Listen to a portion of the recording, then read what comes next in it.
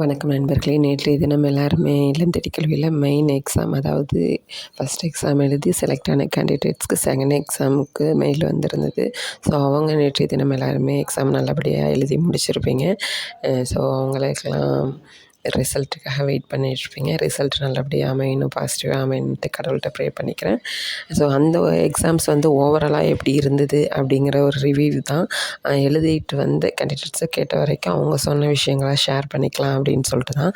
ஏன்னா செகண்ட் பேஜுக்கு மெசேஜ் வரலாம் அப்படிங்கிற மாதிரி அவங்க தரப்புலேருந்து கில்ட்ரான் நிறுவனத்துலேருந்து ஆட்கள் தேவைப்படுதுன்னு நிறையவே நாங்கள் பயன்படுத்திப்போம். செகண்ட் பேஜுக்கு எக்ஸாம் நடத்த ஐடியாவில் இருக்கும் அப்படிங்கிற மாதிரி தான் அவங்க தரப்புலேருந்து சொல்லியிருக்காங்க. ஸோ செகண்ட் பேஜ் திரும்ப எக்ஸாம் நடத்தலாம். ஸோ மெசேஜ் வராதவங்களுக்கு திரும்ப மெசேஜ் வரலாம். ஸோ எல்லாருமே ஆக்டிவாக இருங்க. அவங்க இந்த வீடியோஸை பார்க்கும்போது ஃப்யூச்சரில் சரி அவங்களுக்கு இப்படி ஒரு ஐடியா கிடைக்கும், இப்படி எக்ஸாமுக்கு படிக்கணும் அப்படின்னு ஒரு ஐடியா கிடைக்கும் அப்படிங்கிறதுக்காக தான் இவங்க எழுதின கேண்டிடேட்ஸை எப்படி இருந்தது அப்படின்னு சொல்லிட்டு கேட்டு ஒரு வீடியோ மாதிரி பதிவு பண்ணலாமே அப்படின்னு சொல்லிட்டு அவங்களுக்கு யூஸ்ஃபுல்லாக இருக்குமே அப்படிங்கிறதுக்காக தான்.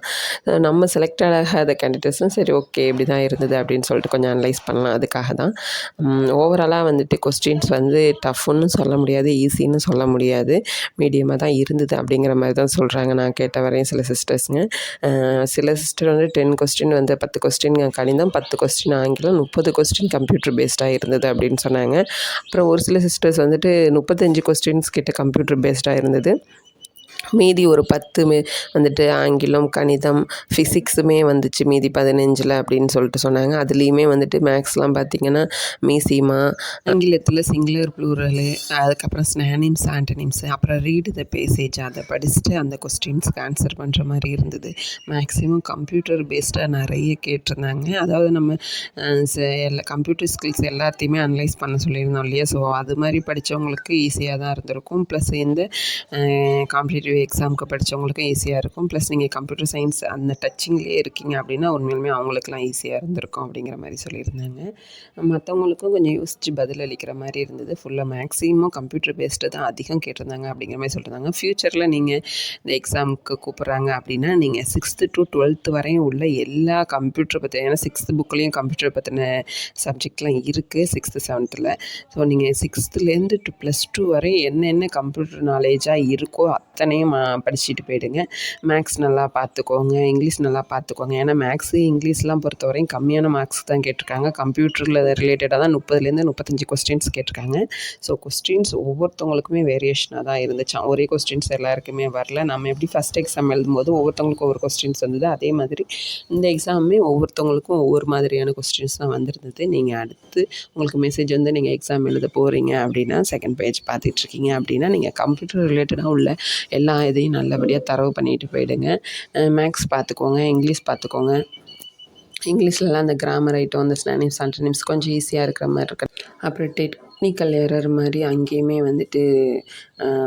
அடுத்தடுத்த பேஜுக்கு வந்துடுச்சு. திரும்ப யூசர் நேம் பாஸ்வேர்டு கொடுத்து லாகின் பண்ணி தான் நம்ம போய்ட்டு எக்ஸாம் எழுதுகிற மாதிரிலாம் இருக்குது. அந்த பிரச்சனையும் சந்தித்தோம் அப்படிங்கிற மாதிரி சொல்லியிருந்தாங்க. அதுலேயும் நம்ம கவனமாக தான் எக்ஸாம் எழுதணும் போல் இருக்குது. சப்மிட் கொடுத்துட்டுனா ஒன்ஸ் ஒரு சிஸ்டருக்குலாம் தெரியாதனமாக சப்மிட் கொடுத்துட்டாங்களோ அதுக்கப்புறம் அவங்க எக்ஸாமையும் கண்டினியூ பண்ண முடியல அப்படிங்கிற மாதிரி சொல்லியிருந்தாங்க. அதனால் எக்ஸாம் எழுதும்போது தெளிவாக எந்தவித பதட்டமும் இல்லாமல் கரெக்டாக வெயிட் பண்ணி, ஏன்னா எல்லாருக்குமே இந்த டெக்னிக்கல் எரர் ஒரே டைமில் எல்லோரும் எக்ஸாம் எழுதுறதால அந்த பிரச்சனைகள்லாம் இருக்க தான் செய்யும். ஸோ நம்ம பொறுமையாக நிதானமாக நேரத்தை கையாண்டு பரீட்சை நல்லபடியாக எழுதிட்டு வாங்க. ஃப்யூச்சரில் எழுதினவங்க ஓகே செகண்ட் பேஜ் வரலாம் அப்படின்னு சொல்லியிருக்காங்க. ஸோ அவங்க இந்த வீடியோ பார்க்கும்போது அவங்களுக்கு யூஸ்ஃபுல்லாக இருக்கணும். அதுக்காக தான். மெசேஜ் வராதவங்க ஒன்றுமே ஃபீல் பண்ணாதீங்க. ஆஸ் யூஷுவல் எப்போவும் சொன்னது போல் தான், நமக்குன்னு கிடைக்கணுன்னு கிடைக்கிறத யாராலையும் தடுக்க முடியாது. கண்டிப்பாக அது நம்மளை செய்கிறோம். இப்போ கிடைக்கல அவ்வளோதான், கொஞ்சம் காலம் தாழ்த்தினாலும் நம்மளை கட்டாயம் அதை செய்கிறோம். இந்த ஸ்கீமில் நிறைய இன்னும் எவ்வளோ ஜாப் ஆப்பர்ச்சுனிட்டிஸ் இருக்குது. கண்டிப்பாக நம்மளை அந்த ஸ்கீமுக்கு யூஸ் பண்ணிப்பாங்க. அதனால் பி ஹோப், யாருமே நம்பிக்கை இழக்காதீங்க. இப்போ June 10 ஸ்கூல் ரீஓப்பன் ஆக போகுது. பசங்களோட மிங்கிள் ஆகி நம்மளோட ஒர்க் எப்பவும் போல் செஞ்சிகிட்ருப்போம். ஃப்யூச்சரில் நிறைய ஒர்க்குங்களுக்கு நம்ம அதில் செலக்ட் ஆகலாம். ஸோ நம்பிக்கை இழக்காதீங்க. எப்போவுமே குரூப் மெசேஜை பார்த்துக்கிட்டே இருங்க. அண்ட் மெயிலில் பாருங்கள், மெசேஜ் செக் பண்ணிகிட்டே இருங்க. அண்ட் இன்னொரு விஷயம் என்ன அப்படின்னா, ஐடிகே வாலண்டியர்ஸ் குரூப்னு சொல்லிட்டு ஒவ்வொரு பிளாக்குக்குமே செப்பரேட்டாக இருக்கும். அது இல்லாமல் ஸ்டேட் லெவல்லையும் ஒரு குரூப் இருக்கும். ஆல்ரெடி அதில் தேவையில்லாமல் அதில் தேவையில்லாத அன்வான்ட் மெசேஜஸ் யாருமே ஷேர் பண்ணாதீங்க. ஆல்ரெடி ஒரு குரூப்பை அதாவது அட்மின்ஸ் மட்டும்தான் மெசேஜ் பண்ணோம் அப்படிங்கிற மாதிரி லாக் பண்ணி வச்சுட்டாங்க. அடுத்து இன்னொரு குரூப்லேயும் அதை தான் செய்ய போகிறதா சொல்லிகிட்டு இருக்காங்க. அதனால் நமக்கு என்ன தேவையோ அதை மட்டும் கேட்டால் போதும். அந்த விஷயத்தையுமே நம்ம கேட்கணும் அப்படிங்கிறது கிடையாது. நம்மளோட கருத்துக்களை இன்னொருத்தவங்க கேட்டிருப்பாங்க. அதுக்கான உண்டான பதில் அங்கே இருக்கும். அதை நம்ம தெளிவாக கவனித்து பார்த்தாவே போதும். அதையே பார்க்காம திரும்ப அதே கேள்வியை கேட்டுட்ருந்தா அது எல்லாருக்குமே டிஸ்டர்பன்ஸாக தான் இருக்கும். அதனால் கேட்ட கேள்வியே ரிப்பீட்டடாக வருது. தேவையில்லாத மெசேஜஸ் பண்ணுறாங்க அப்படிங்கிற மாதிரி சொல்லிவிட்டு அந்த குரூப்பையும் வந்துட்டு லாக் பண்ண போகிறதா சொல்லிகிட்ருக்காங்க. அதனால் தேவையில்லாத மெசேஜஸ் யாருமே ஷேர் பண்ணாதீங்க. ஆல்ரெடி நம்மளோட எண்ணங்களுக்கு அங்கே உண்டான பதில் இருக்கும். அதை பார்த்துட்டு நம்ம அந்த கேள்வி கேட்கலாமா வேணாமா அப்படின்னு யோசிங்க. ஏன்னா நமக்கு கேட்கக்கூடிய கேள்விகளை கேட்கக்கூடிய ஒரே தளம்னா அந்த குரூப் மட்டும்தான். அதை வச்சு தான் நம்மளோட டவுட்ஸை நம்ம கிளியர் பண்ணிக்கலாம். ஸோ அதனால் நம்ம போயிட்டு எல்லாத்தையும் கேட்டுட்ருக்கக்கூடாது. ஆல்ரெடி நம்ம கேள்விகளுக்கு உண்டான பதில் அங்கே இருக்கலாம். பார்க்காமலே நம்மளே வந்துட்டு மெசேஜ் பண்ணக்கூடாது. அது மொபைல் யூஸ் பண்ணுற எல்லாருக்குமே ஒரு டிஸ்டர்பன்ஸ் தான். அதனால் தேவையில்லாத அன்வான்ட் மெசேஜ் எந்த குரூப்லேயும் யாரும் பதிவிடாதீங்க. உங்களுக்கு தேவையான கருத்துக்கள்னால் அதுவுமே உங்கள் கூட இருக்க வாலண்டியர்ஸ்கிட்ட கேட்டு பாருங்கள். தெரியலங்கிற பட்சத்துக்கு நீங்கள் குரூப்பில் மெசேஜ் பண்ணலாம். சும்மா மெசேஜ் பண்ணிகிட்டே இருந்தால் அது எல்லாருக்குமே இரிட்டேஷனாக இருக்கும். ஸோ அதனால் அது மாதிரி அன்வான்ட் மெசேஜ் பண்ணுறதால தான் அந்த குரூப்பை லாக் பண்ணுறதா சொல்கிறாங்க. ஸோ கூடுமான வரையில் உங்களுக்கு ஏதாவது சந்தேகம் அப்படின்னா உங்களோட கோஆர்டினேட்டர்கிட்ட டிஸ்கஸ் பண்ணுங்கள். உங்களோட வாலண்டியர்ஸ் கிட்ட டிஸ்கஸ் பண்ணுங்கள். அதுக்கப்புறம் நம்ம கூட குரூப்புக்கு போய்க்கலாம். ஸோ முன்கூட்டியே எந்த வித தேவையில்லாத மெசேஜும் உங்களுக்கு தேவை அப்படின்னு தோணுச்சுன்னா அந்த மெசேஜை மட்டும் பண்ணுங்கள். தேவையில்லாத மெசேஜுக்கு எப்போவும் வந்துட்டு டைமே வேஸ்ட் பண்ணாதீங்க. மற்றவங்களோட டைமே வேஸ்ட் பண்ணாதீங்க. அதனால தான் வந்துட்டு அந்த குரூப்பையே வந்துட்டு லாக் பண்ணி வைக்கணும் அப்படிங்கிற மாதிரி சொல்கிறாதீங்க. அதுக்காக தான் வந்துட்டு சொல்கிறாங்க. அதனால தான் அன்வான்ட் மெசேஜஸ் பண்ணாதீங்க அப்படின்னு சொல்லிட்டு நானுமே சொல்கிறேன். ஸோ அதுக்கு நமக்கு தான் ப்ராப்ளம். ஸோ நமக்கான தகவலை தெரிஞ்சிக்கக்கூடிய ஒரு இடமா தான் நம்ம அதை பார்க்குறோம். அங்கே போய்ட்டு தேவையில்லாமல் மெசேஜ் பண்ணாலும் அது எல்லாத்துக்குமே டென்ஷன் தானே.